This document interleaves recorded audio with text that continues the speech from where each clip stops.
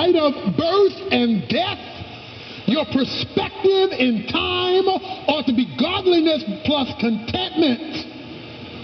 And that leads to your orientation, verse 8. If we have food and covering with these, we should be content.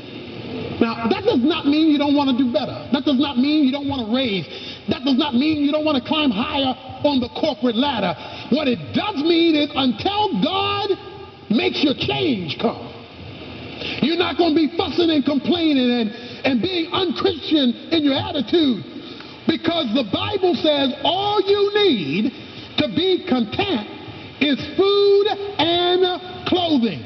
Clothing for your body, shelter for your head.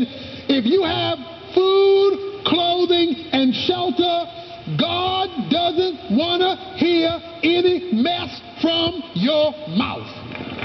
Any of you have any complaining teenagers? Okay?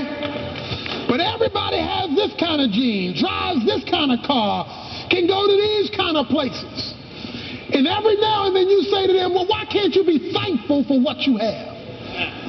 God looks at you when you say that to your teen and says, look who's talking. So it is. He says, if you have food and clothing, many of you, God is not going to bless you with more because you're not thankful for what he's given you. He says there must be, in a Christian perspective, a simple acceptance of the essentials. A person's wealth is proportionate, listen to this, to what they can do without. Can you be content when it's not like you want it? When it's not like you prefer it? When it's not going your way? That's what's wrong with the prosperity theology. Prosperity theology says you're not content where you are. Cut a deal with God so he'll give you more. That's not what Paul says. Paul says that you ought to be content with the minimum until God blesses you with more. He's not saying don't want more, don't try to get more. He's saying don't fuss while you're waiting.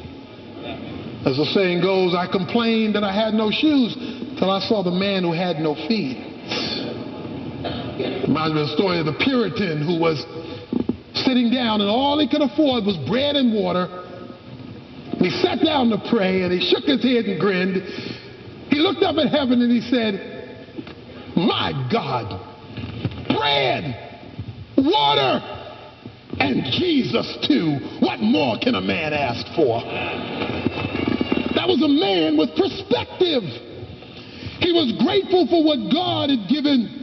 Well, when Dr. Evans